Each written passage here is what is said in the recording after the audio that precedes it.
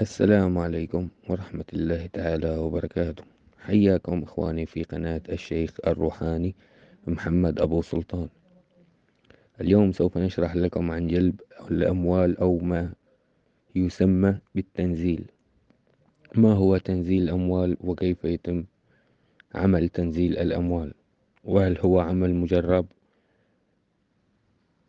عمل تنزيل الأموال إخواني من الأعمال العلوية باستخدام الخدام والملوك العظماء في السحب. والمواد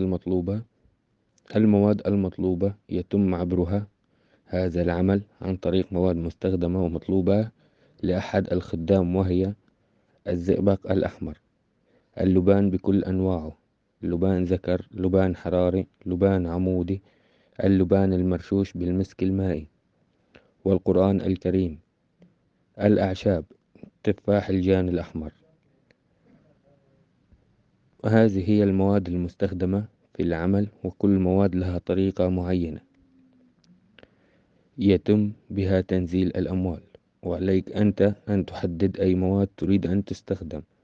وهنالك شرط مهم، هو أن يكون اسمك عند الرفع الحراري أو الناري. وما هي أفضل طريقة للتنزيل؟ بكل تأكيد هي الزئبق الأحمر.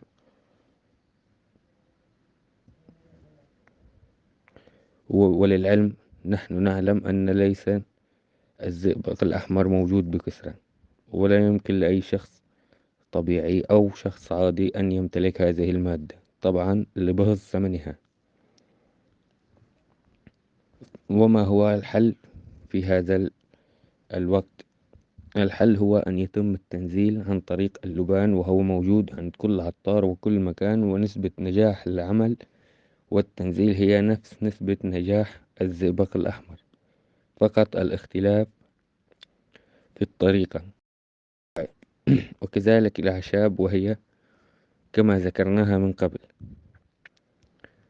إخواني، أخوكم الشيخ محمد، لعلاج جميع أنواع السحر والأمراض المستعصية، ورد المطلقة، وجلب الحبيب، واستخراج الكنوز بدون حفر، وحل المشاكل الزوجية والأسرية بإذن الله سبحانه وتعالى. كان وياكم الشيخ الروحاني محمد أبو سلطان العماني، والصلاة والسلام على رسول الله محمد عليه أفضل الصلاة والسلام. أستودعكم الله إخواني.